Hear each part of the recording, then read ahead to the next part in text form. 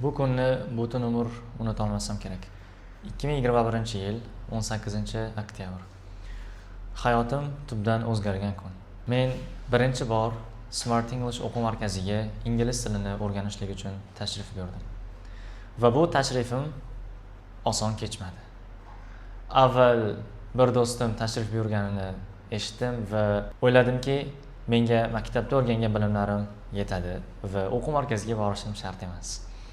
Lekin birozdan so'ng shuni anglab yetdimki, maktabdagi bilimlarim men uchun yetarli emas va o'quv markaziga borib o'z bilimlarimni yanada rivojlantirishim kerakligini angladim. 2021-yil 18-oktyabr. Bu kun hayotimni o'zgartirgan kun. Smart English'dagi birinchi darsim Jasurbek Istayev ustoz bilan bo'ldi. Yangi do'stlar, yangi muhit va eng asosiysi yangi til men uchun ajoyib ruhlantiruvchi narsa edi. Kunlar ketidan kunlar va oylar ketidan oylar o'ta boshladi. Bu o'quv markazida menga eng katta bilim va tajribani ulashgan keyingi ustozim bo'ldi. Va bu Javohir Qodirov.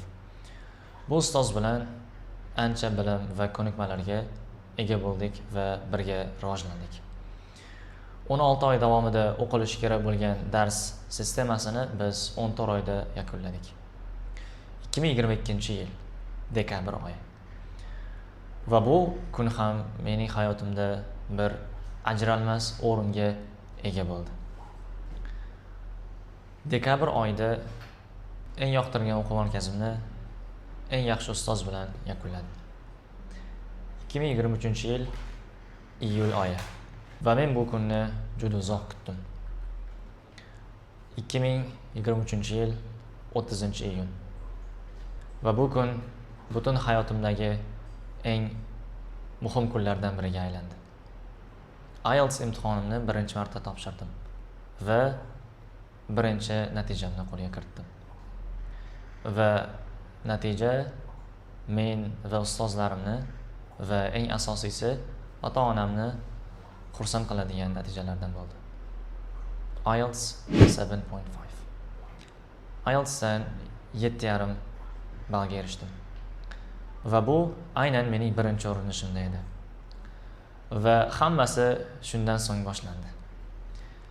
Ayni shu oyda o'zim o'quvchi bo'lib birinchi bor tashrif buyurgan o'quv markazimga endi ustoz sifatida tashrif buyurdim. Endi navbat ustozlik karyerasiga. 2 yil davomida Smart English o'quv markazida ustoz sifatida yoshlarga ilm ulashdim va har safarning oxiri bo'lganidek Smart English'da mening safarim ham yakunlandi.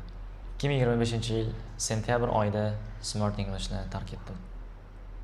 Aprel oyi 2-kuni 2026-yil men ikkinchi bor IELTS imtihonini topshirdim. IELTSdan 8 ballga ega bo'ldim. Va bu men uchun bundan-da kattaroq marralarni zabt etishga zamin bo'ldi. 2026-yil iyun oyi.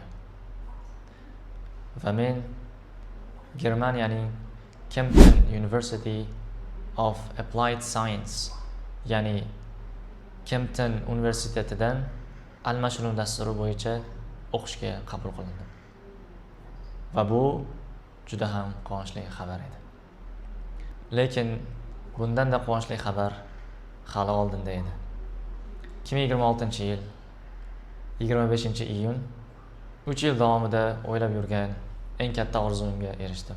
Saudiya Arabistonidagi King Khalid universitetiga 4 yil mobaynida to'liq grant asosida o'qishga qabul qilindim. Va shukrlar bo'lsinki, 3 yil davomida erishmoqchi bo'lgan eng katta orzuyimga erishdim. Va men qabul qilingan universitet dunyodagi top 500 talik universitetlar ro'yxatiga kiritilgan. Va Saudiya Arabistonidagi universitetlar orasida 4-o'rinda turadigan universitet. Bugun ortga qarab bir narsani ishonch bilan ayta olaman. Smart English jamoasi, ustozlar va eng asosiysi ota-onamning duosi bunday natijalarga erishishimga sabab bo'ldi. 2021-yil 18-oktyabr. Nega aynan bu sanani yana men takrorladim?